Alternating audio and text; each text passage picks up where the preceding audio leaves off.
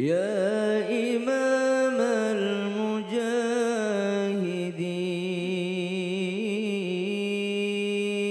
المجاهدين يا رسول الله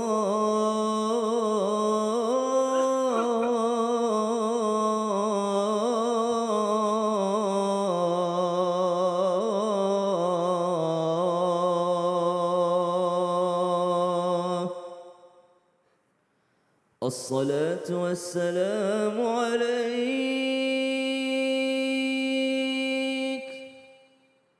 وعلى آلك وأصحابك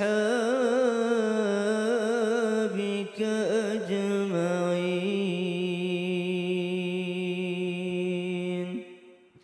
A'udzubillahi minasyaitonirrajim. Bismillahirrahmanirrahim. Assalamualaikum warahmatullahi wabarakatuh. Waalaikumsalam warahmatullahi wabarakatuh. Jamaah, oh jamaah. Alhamdulillah. Alhamdulillahirabbil alamin. Allahumma sholli ala sayidina Muhammad wa ala ali sayidina Muhammad. Jamaah Islam itu indah yang dirahmati Allah. Bagaimana hari ini? Alhamdulillah ya, semuanya sehat. Masya Allah, yang lagi sakit mudah-mudahan cepat diberikan kesembuhan. Yang lagi sulit rezekinya mudah-mudahan diberikan kemudahan. Amin, amin, ya robbal alamin. Nah, kita coba mulai nih masuk ke pembahasan kita hari ini. Yang namanya orang tua pasti ingin memberikan pendidikan hidup yang paling baik untuk yang namanya putra-putrinya. Tapi Masya Allah nih ya, buat anak-anak yang di rumah yang lagi nonton juga perlu tahu nih, kalau orang tua tuh kerja tuh nggak main-main. Kadang pergi pagi pulang pagi ya kan, sampai dia membela-belakan dirinya tuh nggak beli apa-apa tapi buat semua anak-anak dan keluarganya. Ini Masya Allah luar biasa. Kadang-kadang anak-anak masih aja yang namanya tidak menghargai perjuangan orang tuanya. Hari ini kita bahas nih ya, mudah-mudahan membuka hati buat anak dan juga sebagai orang tua. Kita belajar lagi nih hari ini di Islam itu Indah dengan tema demi masa depanmu nak, kami rela lakukan apapun asalkan halal. Alhamdulillah. Nah, sebelum kita mendengarkan tausiah dari guru-guru kita ya, kita akan melihat terlebih dahulu ada sebuah tayangan tentang perjuangan ayah mencari nafkah sambil menggendong anaknya. Ini dia tayangannya. Ayah merupakan cinta pertama bagi anak perempuannya. Ia bisa melakukan apa saja untuk kebahagiaan sang anak. Potret ini terlihat dari video yang dibagikan akun Instagram @statusfakta. Pada video tersebut, terlihat seorang ayah rela menggendong anaknya saat bekerja. Ayah tersebut bekerja di sebuah bengkel. Ia menggendong anaknya yang sedang tertidur pula sambil memperbaiki sesuatu. Diketahui video itu awalnya diunggah oleh akun 200RR. Selalu mencoba menyemangati pagi, bahkan ayah selalu bersemangat walau hidup terasa berat, tulis pengunggah video. Netizen pun merasa terharu dengan video tersebut. Ih, Masya Allah luar biasa ya, kita juga terharu ngelihatnya ya. Banget, Masya Karena Allah. ada seorang ayah ini yang seperti ini, maksudnya ada juga kita ngeliat ada ayah yang suka menelantarkan anaknya, nauzubillah min zalik. Tapi saya yakin sebagian besar ya, ayah yang ada di dunia ini pasti sayang sama anaknya. Pasti, Seperti pasti. melakukan hal yang tadi kita lihat sama-sama nih. Nah, ada pertanyaannya nih buat Ustazah Lulung nih ya. Yang namanya mencari nafkah itu kan gak mudah nih Ustazah Lulung bagi Betul, orang tua ya. susah banget. Karena mau cari kerjaan aja nauzubillah min zalik nih. Sekarang aja kayaknya kita pikir-pikir tuh kayaknya agak susah banget. Nah, katanya ada pertanyaan nih Ustazah Lulung dari para ayah. Di dalam Islam ya katanya kesusahan orang tua dalam mencari nafkah untuk anak-anaknya ini, katanya ini bisa atau mampu menghapus yang namanya dosa-dosa orang tuanya yang bisa terhapus oleh sholat dan juga puasanya. Wih, cakep Wah, banget ini ya. Masya Allah. Pertanyaannya tuh 2, 3 adalah dosa apakah itu? Gitu. Silakan Ustazah Lulung. Mau tahu aja. Mau tahu banget. Iya, ya iya, iya. Allah. Silakan tafadhol. Permisi guru-guru, Ustadz Syam, Ustadz Maulana, Kak Fadli, jamaah. Yeay. Oh jamaah. Yeay. Alhamdulillah. Assalamualaikum warahmatullahi wabarakatuh. Waalaikumsalam warahmatullahi wabarakatuh. Alhamdulillah rabbil alamin. Wassalatu wassalamu ala nabina Muhammadin wa ala alihi washabihi ajmain amma ba'du. Alhamdulillah di pagi hari yang cerah ini kita bisa ngaji lagi bareng Islam Bukti Indah. Mudah-mudahan dan berkah semuanya. Ngomong-ngomong soal ngaji, kan orang gak cuma ngaji aja katanya, harus juga mencari nafkah. Apalagi mencari nafkah di zaman sekarang ini. Aduh, kadang-kadang ada kalimat yang sangat subhat. Cari yang halal aja, cari yang haram aja susah, apalagi yang halal. Nah ini ya, ini subhat. Kenapa? Kita harus yakin Allah pasti memberikan kita rezeki. Seperti tadi contoh seorang ayah kerja sambil menggendong anak, ini yang Allah yang namanya pahalanya double. Jadi ada ya di dalam kitab Ihya Ulumuddin Babul Kasbi, ya kan? Bahwasanya yang namanya orang ini kan kita pasti punya dosa. Dosa sama anak, dosa masa lalu, dosa maksiat. Dulu nih katanya, dulu nih sebelum saya hijrah, saya tuh yang namanya mencari nafkah, cepet banget deh bisa yang namanya masuk berjut-jut. Tapi ketika saya sekarang udah bertobat, karena sudah yang namanya dekat sama Allah, kayaknya susah banget.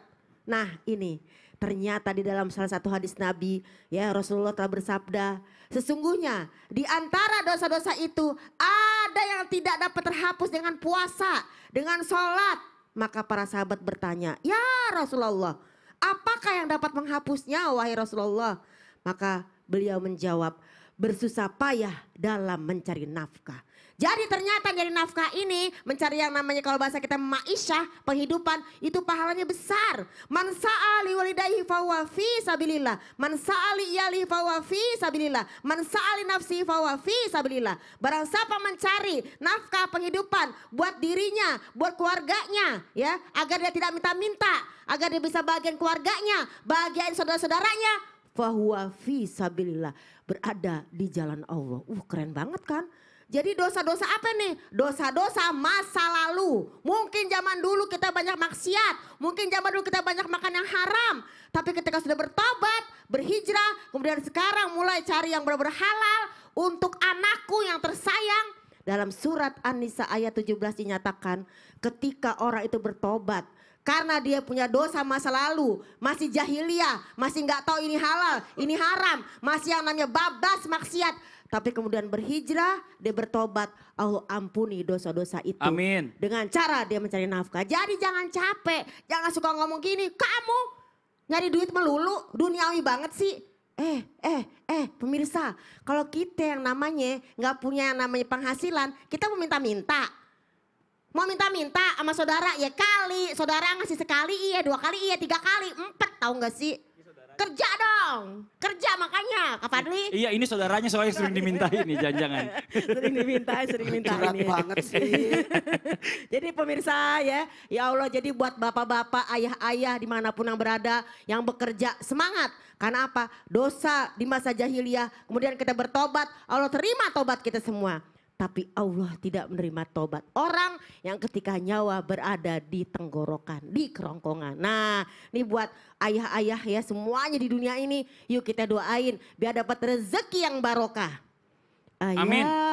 Ayah terima kasih kau beri aku cinta. Tebak yuk lagu Ayah, siapa? Gak tahu aku. Ayah terima Aduh, kasih ini dia nih. kau beri aku hidup. Tebak-tebakan lagu siapa? Tebak-tebakan lagu Lagu siapa? siapa ya? Ustadz Lagu Maulana. siapa? Saya angkat tangan nggak tahu. Saya juga juga nyerah. tahu. Ya udah biar Ustaz Dulung aja yang tahu.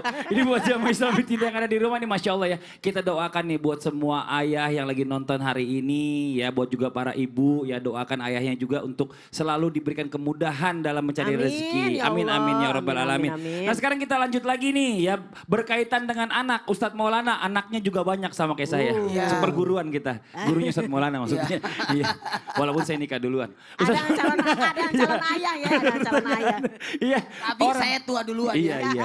Orang tua itu kan bekerja mencari nafkah ya. Salah satunya kan pasti nih kalau kayak kita ini ingin membahagiakan atau mengabulkan yang namanya permintaan anak-anak kita.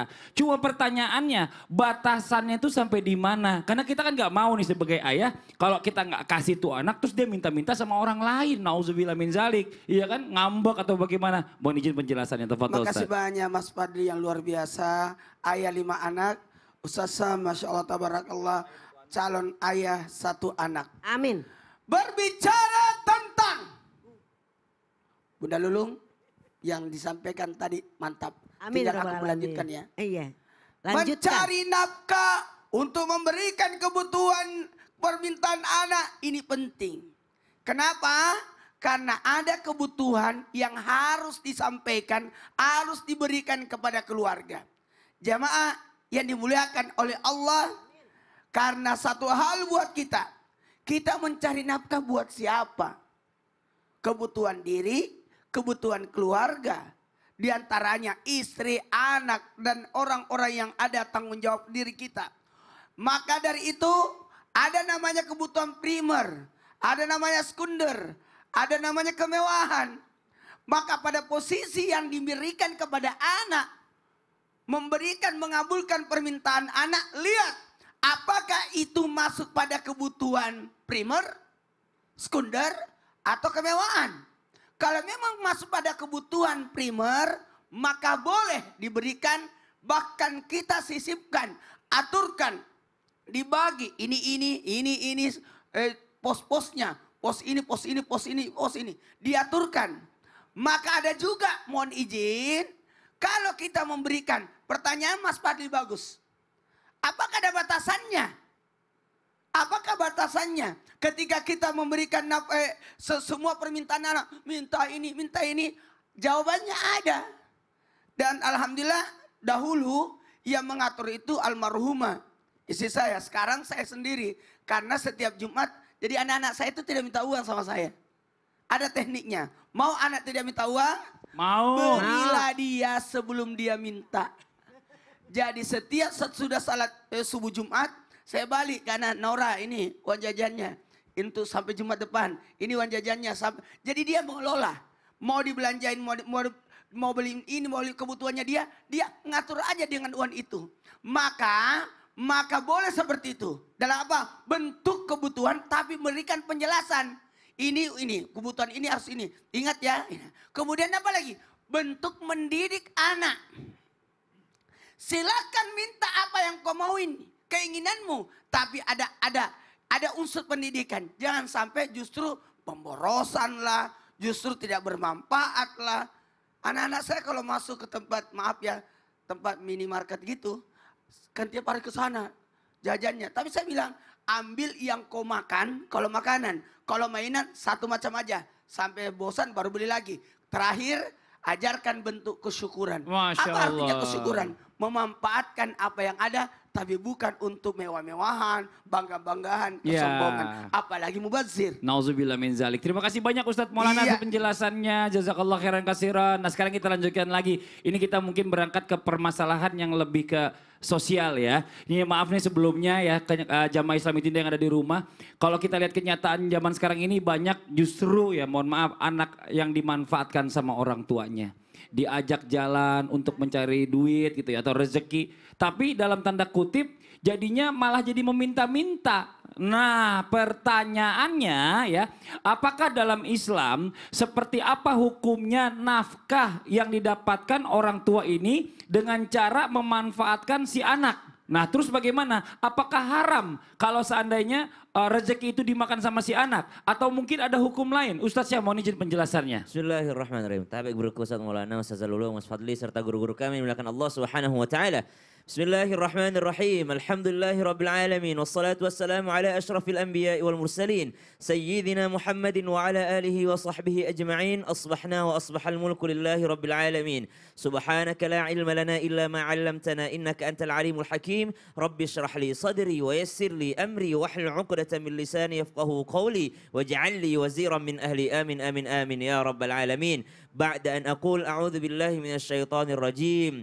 يحسبهم الجاهل أغنياء من التعفف تعرفهم بسيماهم لا يسألون الناس إلحافا صدق الله العظيم. Maka dalam ayat Al-Quran, potongan ayat Al-Quran yang barusan kami bacakan, yang kami bawakan, bahwasanya orang-orang pada saat itu di zaman baginda Nabi SAW, mereka sangat menjaga diri sehingga disebut ta'affuf. Mereka mempunyai perasaan atau yang namanya iffah, mempunyai wibawa sehingga mereka tidak akan pernah mau meminta-minta. Namun ternyata pada saat itu ada juga seseorang yang datang kepada baginda Nabi SAW dengan keadaan memang gak punya apa-apa. Maka baginda Nabi SAW dalam riwayat disebutkan mengharamkan yang namanya meminta-minta. Ini sekalian menyambung apa yang disampaikan Ustazah Lulung tadi.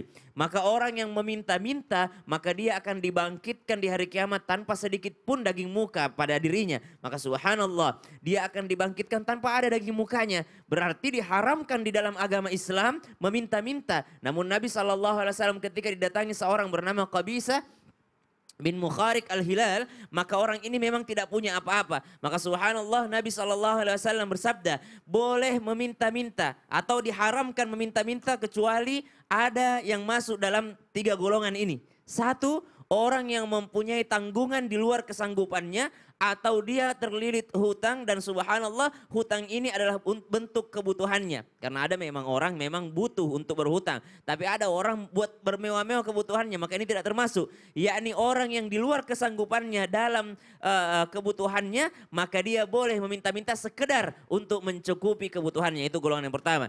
Yang kedua, siapa lagi yang boleh meminta-minta? Adalah mereka yang tertimpa musibah. Misal dia tertimpa musibah dan habis seluruh hartanya. Ada banjir bandang atau misalnya ada tsunami atau misalnya rumahnya kebakaran, maka dia boleh open donasi dan sebagainya dan sebagainya. Itu golongan yang kedua.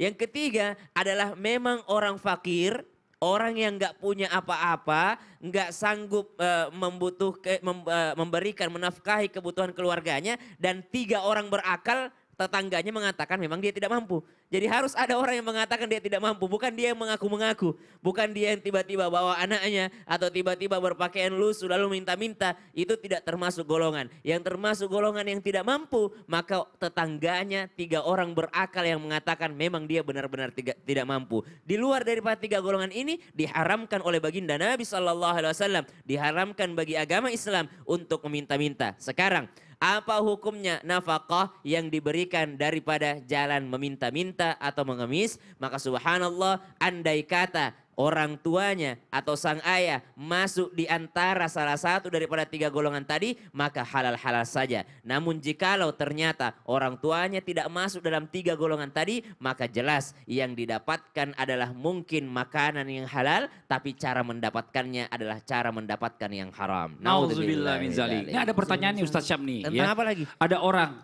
boleh nggak dalam Islam kalau seandainya orang tua itu tidak memberikan nafkah kepada anaknya karena sebagai bentuk pelajaran gitu loh. Nah ini karena biar anaknya juga tahu orang tuanya ini juga berjuang untuk mencari uang gitu, nggak gampang gitu, harus bekerja segala macam dan lain-lain. Ini gimana Ustaz Syam? Dari hati banget kayaknya. Dari hati. Enggak dari hati, ini dari pertanyaan. Kenapa sih? Kenapa Ustaz Syam? Jangan pelit-pelit amat. Kenapa? Ya udah. Apaan butuh nih? berapa? Hah? Butuh berapa? Itu berapa apaan sih? Dengerin dulu. Apaan? Mas Fadli itu Ah. adalah sosok orang tua Iya. yang memiliki 5 anak. Iya, Ustaz.